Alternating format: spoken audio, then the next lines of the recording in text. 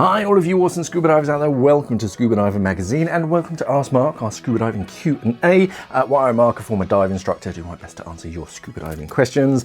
So if you do have any scuba diving questions, pop them down in the comment section underneath this video, use this AskMark hashtag, get it featured in an up and coming video, and in the meantime I do my best to type out an answer so you get an answer sooner rather than later, but I don't get to them all because I'm quite busy at times. So if you do see any unanswered questions, please just let them know the answer, as long as you know it, down in the comments section below. But this week I'm answering a question from Decker about manifolded twin sets. So Decker says, whilst out diving recently, I talked to an experienced diver who was diving with twins, but did not have any manifold on them, i.e. each cylinder had a first stage with a primary and a SPG. One cylinder had the low pressure inflator for his BC. What are the pros and cons of a manifold setup versus independent twins? So for anyone who doesn't know, this is a set of manifolded twins, and it has an isolator valve in the center. You basically have two cylinders, and the valves themselves are connected by this bar in the section, which is called a manifold, and this just allows gas to travel between the cylinders and between the valves.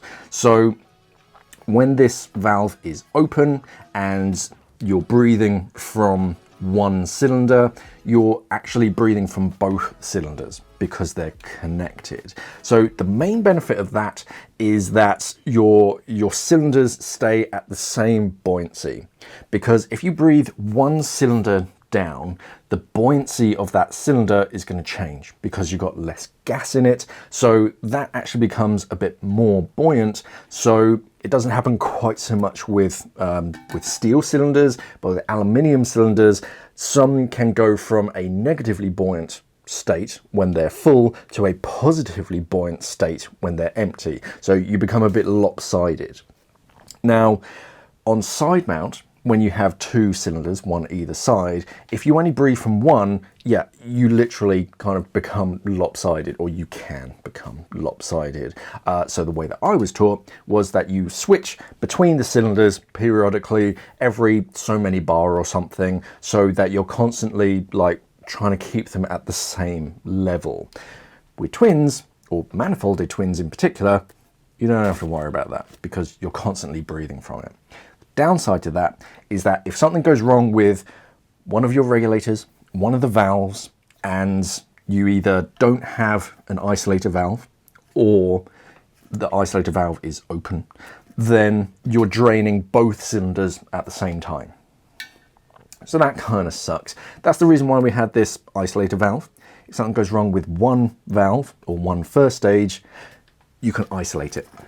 So that way you're not losing gas from both cylinders, you're only losing gas from one cylinder. You still have like a completely isolated cylinder to breathe from. If they're separate cylinders and you don't have a manifold, if the first stage that connects to your BCD is the one that fails, that's it. Granted, the experienced diver that you were talking to probably had that second line leading to a dry suit or an alternate like buoyancy control device. So there's that. Other pros and cons, accessibility when you're diving somewhere remote. If you're flying, you're not going to bring your twin set. That's all of your baggage allowance and more just straight out the window. So you're going to be renting cylinders abroad, and in some places you might not have access to manifolded twin sets, so they might have two independent cylinders. If you have two cylinders and just bolt them together with like cam bands or something, that's fine, or at least twinning bands. You can get things that are called like Bebo kits that do have two cam bands. It depends on the BCD, but you can dive twin sets with like cam bands. It's usually, I think it's called a Bebo kit. I don't know if there's any other name for them. So that makes it a bit more like flexible, as long as they have access to two cylinders, which most dive centers do. Does make your life a lot easier. Trying to find a right and a left-handed valve, because you see the valves on this are pointing outwards. most dive centers, if they don't have twins, all of the valves are going to be facing the same direction. So trying to do shutdown drills is going to test your flexibility. You should be able to do it, but it's nicer if the valve is on the outside. So that would be a downside for independent twins. Otherwise, I think that's kind of it. It mainly comes down to, like, for a dive with these, I never have to switch my second stages unless something's gone catastrophically wrong, because I'm breathing from both of them at the same time. The buoyancy characteristics, you don't have to worry quite so much about them changing. Lugging them around is a lot easier when they are independent. Trying to move these around is a real workout. I have a dedicated like trolley jack thing that these live on and like get transported around on, just because trying to lift them around isn't as easy as two separate cylinders.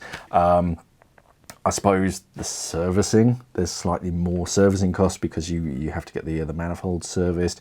It's not prohibitively expensive, but it's a consideration, I guess. It mainly comes down to, yeah, like you get the more flexible independence, so you can just grab any two cylinders within reason. It's better if they have opposite valves. Whereas if it's manifolded, then yeah, it has to be that particular setup. Otherwise, as long as you have that like isolator valve that you can shut off in mid dive if you need to. They also create. I actually had one years and years ago, something called a slob knob, which takes place of the valve handle, and it just has a cable that leads down to whichever side, and then you actually have that knob on one side and you can shut it down. If you have like shoulder mobility issues and you can't reach that valve, you can put it wherever you want. I found that it twisted a lot when you're trying to do it, so I wasn't a huge fan of it. I just went back to the standard version, but yeah, a slob knob, they exist. I just find manifolds and isolated manifolds easier. Ooh, another downside that I just thought of, if you go to take it in for a fill and you've closed that isolation valve for whatever reason, I can't remember why this happened. It happened at an inland dive site, so I was probably training, and maybe it was the time when one of the students ran out of gas. It's better if you're donating to isolate, so you have completely separate cylinders, and I must have isolated it, took it in for a fill, got it back. As soon as I checked the valve, you open that one and you hear all the gas coming from the one cylinder that they filled rush to equalize into the second one, and you realize that you've basically got a short fill. So it's worth checking that valve before you take it in to get it filled, because the filler might not check for you. That's kind of a downside, I guess. However, yeah, I prefer manifolded twins. They're just easier. They're solid, and you know what you're dealing with, and you still get that redundancy. You don't have to worry about the buoyancy shifts or anything. The only thing is, yeah, if you're traveling abroad and you desperately need a twin set, yeah, you can. It's better just to sort of write well ahead of time just to check that they do. Otherwise, I don't see much benefit of having separate, isolated, separate cylinders twinned up. The only benefits I can think of are just, yeah, complete redundancy, which is okay, I guess. But you're sacrificing the buoyancy characteristics and like ease of like renting. But even then, you have to get the right left-hand valve. Otherwise, it's really hard to do to shut it down. I suppose it's kind of like having an oversized pony cylinder, really, where you have your like main single cylinder that you dive from, and then you have your giant pony that fills your BCD and potentially is used for like donating gas, but halfway through the dive they switch, or every so many bar they switch. That would just kind of bug me, having to switch cylinders. That's why I don't side mount quite so much. I just prefer just the second stage goes in your mouth and it stays there. No, I don't see too much of the point of independent twins.